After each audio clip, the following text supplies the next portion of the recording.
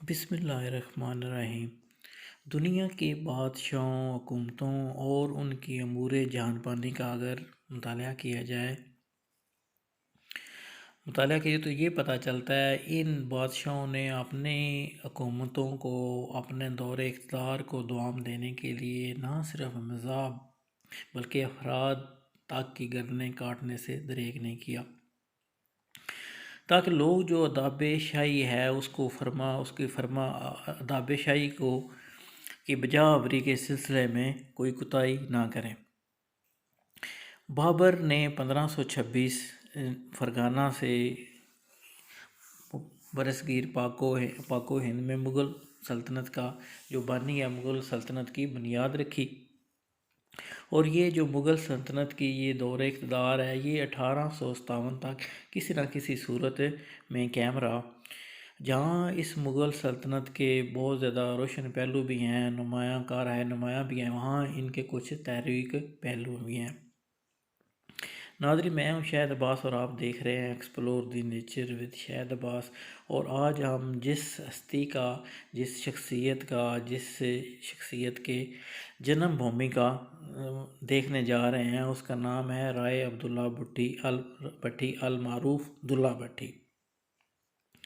तो नाज़रीन, तमाम दोस्तों से सामीन गुजारिश है, तो जिन लोगों ने चैनल अभी तक सब्सक्राइब नहीं किया वो आगे बढ़ने से पहले ये सुर्ख जो लफ्ज़ लिखा हुआ है सब्सक्राइब, इस बटन को दबा दें और इस बटन के ऊपर एक घंटी नुमा निशान है बेल आइकॉन का, और उसको दबाना बिल्कुल भी ना भूलें ताकि हर आने वाली वीडियो आप तक बर वक्त पहुँच सके। बाबर जो कि मुगलिया ख़ानदान का एक अनपढ़ लेकिन अमूर जहानबानी में अपनी नुमायाँ कारकर्दगी की वजह से मुग़ल आज़म कहलाया।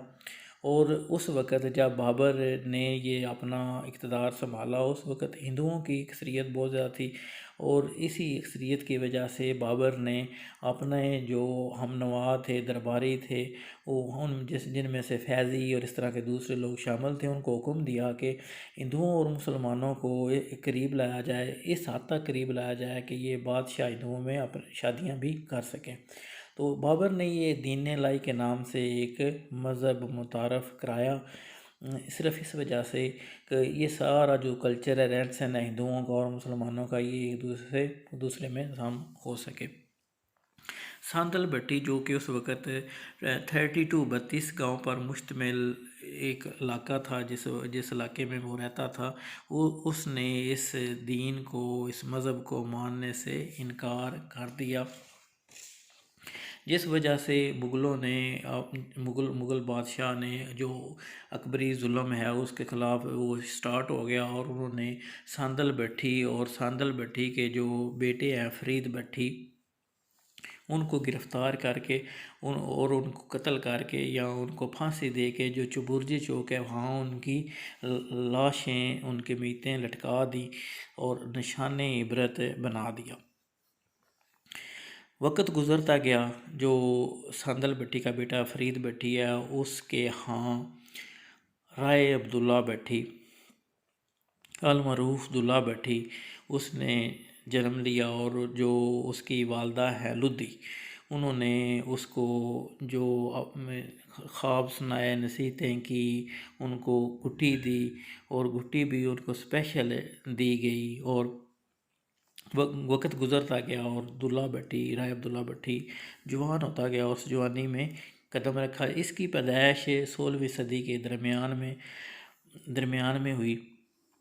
पिंडी भट्टियाँ का इलाका है जहाँ इसकी पैदाइश हुई। कहा जाता है कि जब इसकी पैदाइश हुई उसी वक़्त अकबर के यहाँ शेखू जहांगीर, जिसका नाम जहांगीर है, सेम उसी डे उसकी भी पैदाइश हुई। तो नाडार बेबाक ये अपने दौर का एक जो नौजवान था दुल्ला भट्टी, जो आने वाले वक्तों में इन मुग़लों के लिए या उस वक़्त की जो हुकूमतें उनके लिए बहुत ज़्यादा दर्द सर बना रहा। 1547 में इसने चूचे के करीब बदर के मुकाम पर इस दुनिया में कदम रखा, और वक़्त गुज़रता गया, ये आगे जवान होता गया और अपनी ये दुनिया में मगन था कि सुकून से ज़िंदगी गुजार रहा था कि एक दिन जलाल भट्टी ने उसे बताया कि तुम्हें नहीं पता, तुम तो बड़े सुकून से ज़िंदगी गुजार रहे हो, तुम्हें नहीं पता तुम्हारे वालिद और दादा के साथ अकबर ने क्या जुल्म किए। इस लम्हे ने, इस वक़्त ने अब्दुल्ला भट्टी की ज़िंदगी को बिल्कुल बदल दिया और अब्दुल्ला भट्टी बहुत ज़्यादा परेशान रहने लगा। और इस दौर में, इस ताक में रहा कि वो किस तरह इस दौरे हुकूमत को या अहल इक़्तिदार को ललकार सके। उसी दौरान एक काफ़िले का मुग़ल हुकूमत के काफ़िले का वहाँ से गुज़र हुआ। अब्दुल्ला भट्टी को पता चला तो उसने उस काफ़िले को रोक लिया। जो उसका सिपह सलार था उससे उसने पूछा कि क्या तू जानता है फ़रीद भट्टी, सांदल भट्टी कौन थे? तो उसने बताया कि हाँ, मैं जानता हूँ, वो फ़लाँ फ़लाँ थे और उनको इस तरह फांसी दी गई। उसी वक़्त उसने उसी की तलवार से लेके उसका सर कलम कर दिया और जो मायदा उसके नीचे जो सिपह सलार था उसके हवाले किया और उसको उसको कहा कि ये कटा हुआ सर लेके जाना और अकबर को बताना कि पिंडी भटिया में एक और शेर जन्म ले चुका है। तो वो मैदा जो है वो कटा हुआ सर लेके गया अकबर के वो दरबार में और उसने वो कटा हुआ सर अकबर को पेश किया। अकबर को उसने बताया कि इस तरह करके ये इस तरह हुआ है। और अकबर उस मामले में एक दफ़ा तो बहुत ज़्यादा परेशान हो गया कि इसको क्या किया जाए, लेकिन वो जहांदीदा इंसान था, उसने जोश के बजाय हिकमत अमली इख्तियार करना मुनासिब समझी।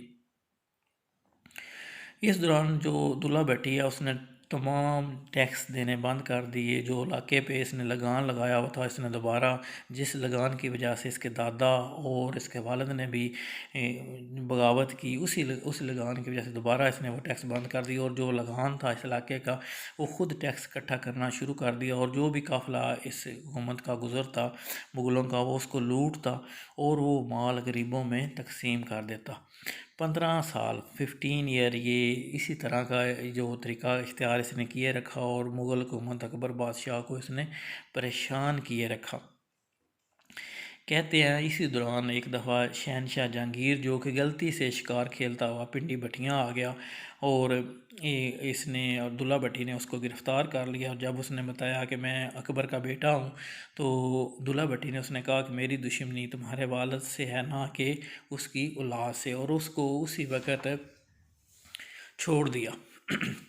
कहने वाले कहते हैं कि इसी तरह एक दफ़ा अकबर भी गिरफ़्तार हो गए कि किसी गलती की गलतफहमी की बिना पर अब्दुल्ला भट्टी चौक गिरफ़्तार होकर गलती से इस इलाके में और अब्दुल्ला भट्टी ने कितना उसने दूर है गिरफ़्तार इथों? कर लिया। और जब वो गिरफ़्तार होके आया तो अकबर ने अब्दुल्ला भट्टी ने उससे पूछा तो तुम अकबर हो? तो उसने कहा नहीं, मैं तो अकबर नहीं हूँ, मैं तो उसका एक दरबारी हूँ।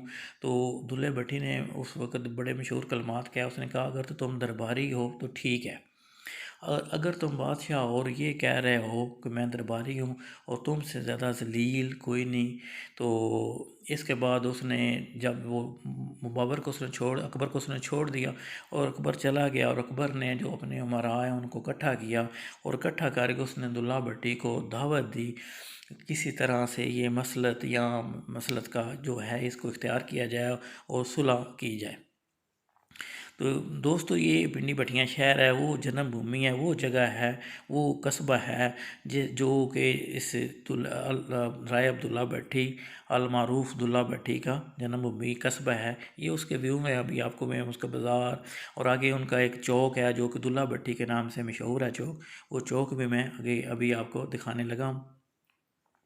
तो उस वक़्त दुल्ला भट्टी ने जब ले गया, दुल्ला भट्टी ने दीन लाई के ख़िलाफ़ इनकार कर दिया। उसने कहा तो इसने कहा कि मैं उस दीन मोहम्मद का पैरोकार हूँ, मेरा तल्लुक़ उस कबीले से है जिसने तागूत करबलाई तागूत के मुकाबले में अपनी गर्दनें कटा दी और हक़ का बात लगी और उस तक गर्दनें कटा दी लेकिन हक़ पर कायम रहे।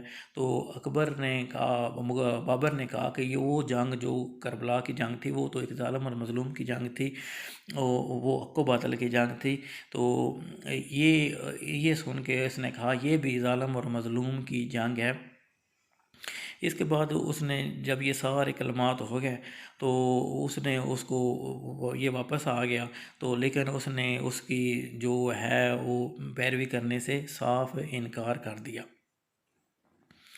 इसके बाद एक दफ़ा ये इस तरह गिरफ़्तार करके फिर एक दफ़ा ये ले गया कहते हैं। तो जब कैद करके पेश किया गया अकबर के सामने, तो अकबर ने उसने बादशाह ने वो उसको बाबर ने उसने उसने कहा कि ठीक है, तुम लगाम दे दो, तुम्हें रिहा कर देते हैं। तो इस तरह करके ये वापस आ गया। वापस आके ये फिर एक दफ़ा ये इसने इनकार कर दिया। और फिर जब दोबारा गिरफ़्तार हुआ तो उन्होंने कहा उस इलाके की मिट्टी लेके आओ। मिट्टी के ऊपर खड़ा किया तो उसने कहा मैं लगान बिल्कुल नहीं दूंगा। तो इस ये एक टिब्बा है पिंडी बठियाँ का, बड़ा मशहूर टिब्बा है। इस टिब्बे के बारे में मशहूर है को एक दफ़ा एक भेड़ है, इस भेड़ को एक भेड़िया आ गया था। तो इस भेड़ ने उस भेड़िए को भगा दिया। तो इन लोगों ने जो उस वक़्त यहाँ लोग थे उन्होंने इस टिब्बे के मकाम पे रहना पसंद किया जहाँ एक भेड़ ने एक भेड़िए को भगा दिया था। उस मिट्टी के ऊपर कहते हैं ये पिंडी बठियाँ जो शहर है ये आबाद है। और इसके साथ ही एक दुल्ले की भट्ठी जो मशहूर है, मरूफ़ है, वो भी इससे ही मरूफ़ है। तो इस तरह करके फिर दोबारा आगे जाके दुल्ले भट्टी को जब गिरफ़्तार किया गया तो उसको फांसी दे दी गई। जो ये मशहूर नौलखा बाज़ार है वहाँ 26 मार्च 1599 को नौलखा बाज़ार में फांसी दे दी गई। और उसकी जो मैयत है, लाश, वो भी हवाले ना की बल्कि वहीं उसको दफन किया गया। तो इस तरह करके जो एक बाब है जो कि शुजाअत, जुरत, ना डर और बेबाक, और उसका इस तरह करके अपने इख्तिताम को पहुंचा। लेकिन इस इलाके, इस मिट्टी और जो ये पिंडी बठियाँ है उसकी जो तारीख़ है उसको तारीख़ में अमर कर दिया। तो बादशाह कहते हैं बादशाह जब ये बादशाह अकबर था तो उस वक़्त ये इतना इलाका गैर इसने बना दिया था। दुल्ले भट्टी अलमारूफ़ राय अब्दुल्ला भट्टी अलमारूफ़ दुल्ला भट्टी ने कि ये इलाका गैर बना रहा। और अकबर को मजबूरन अपना जो इलाका है वो आगरा से, जो अपना कैपिटल आगरा से, वहाँ लाहौर में उसको कन्वर्ट करना पड़ा। तो उसने इस वजह से आके कैपिटल था कि वो नज़दीक आ जाए इस इलाके के और इसको बेहतर तरीके से टैकल कर सके। तो अभी भी कहते हैं इस वक्त भी जो भारतीय पंजाब है, इंडियन पंजाब है, वहाँ पे दुल्ला डे उसकी शुजाअत बहादुरी की बना पे अभी भी वहाँ ये जो मनाया जाता है ये डे। तो दोस्तों ये हिस्ट्री थी, ये तारीख़ थी राय अब्दुल्ला भट्टी की, अलमारूफ़ दुल्ला भट्टी। तो जो अपना डर बहादुरी में अपना एक मकाम रखता है। तो एंड पे तमाम दोस्तों से गुजारिश है जिन लोगों ने चैनल को अभी तक सब्सक्राइब नहीं किया तो काइंडली चैनल को सब्सक्राइब भी कर दें। और जो स्पेशली बेल आइकन का बटन है उसको दबाना बिल्कुल भी ना भूलें ताकि जो आने वाली इस तरह की वीडियो हैं आप तक बर वक्त पहुँच सकें और तमाम मालूमाती वीडियो बल्कि बर वक्त आप तक पहुँच सके। ये जो पिंडी बठियाँ हैं ये उसके व्यू हैं। तो अभी इस पिंडी बठियाँ के साथ ही अभी उसके नाम से मंसूब दुल्ले की अभी भी वो मौजूद है गांव। तो ये आपको शहर का जो मैं आपको मंज़र दिखा रहा हूँ, ये शहर का इससे आगे जाके एक चौक आएगा, वो दुल्ला भट्टी के नाम से चौक भी है। वो बाकायदा वहाँ इसकी यादगार टाइप बना हुआ है, वो चौक इसके नाम से मंसूब है। आगे जाके मैं वीडियो में भी आपको वो भी दिखाता हूँ। तो ये सारा टोटली व्यू है पिंडी बठियाँ कस्बा का, जहाँ से राय अब्दुल्ला भट्टी अलमारूफ़ दुल्ला भट्टी ने जन्म लिया और बहादुरी शुजाअत में अपना एक नाम मुकाम पैदा किया। तो ये मैं भी बिल्कुल नज़दीक पहुंचने लगा हूँ उस चौक के जो कि इस नाम से दुल्ला भट्टी के नाम से मंसूब है।